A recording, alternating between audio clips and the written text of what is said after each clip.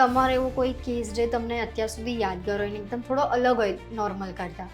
આમ રૂટીન કેવું હોય કે આ જોઈન્ટ રિપ્લેસમેન્ટના દુખાવા વૃદ્ધ લોકોને વધારે થતા હોય, પણ ઘણીવાર 60-65 વર્ષના કોઈ પેશન્ટો હોય છે, આમ એક્ટિવ લાઈફ જીવતા હોય છે, પણ એને ઘૂંટણના દુખાવાના કારણે એની એક્ટિવનેસ જતી રહેતી હોય.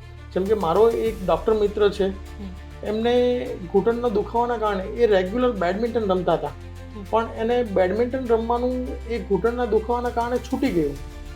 તો એ મને ફર્સ્ટ ટાઈમ કન્સલ્ટેશન કરવા માટે આવ્યા હતા કે સાહેબ મને કે જોઈન્ટનો દુખાવો છે, જોઈન્ટ રિપ્લેસમેન્ટ સર્જરી કરવી છે, પણ મને જોઈન્ટ રિપ્લેસમેન્ટ કર્યા પછી કે હું બેડમિન્ટન માટે પાછો રમી શકીશ એમ. તો એ ડૉક્ટર સાહેબનું અમે એક ઓપરેશન કર્યું હતું. એ જેવું પહેલાં રમતા હતા બેડમિન્ટન એવું જ ઓપરેશન પછી પણ આજે રમી શકે છે. ઇવન એ તો મને હર 15 દિવસે ફોન કરે છે કે સાહેબ એક્સલન્ટ રિઝલ્ટ આવ્યું એમ, કે હું મારી જૂની લાઈફસ્ટાઈલ હતી એ પાછી ચાલુ થઈ ગઈ.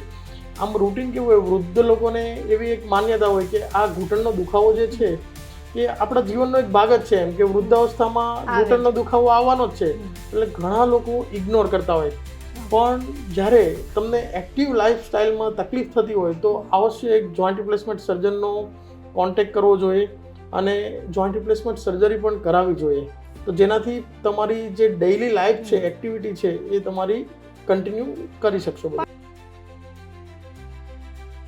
Also available on YouTube, Spotify, Amazon Music and Apple Music.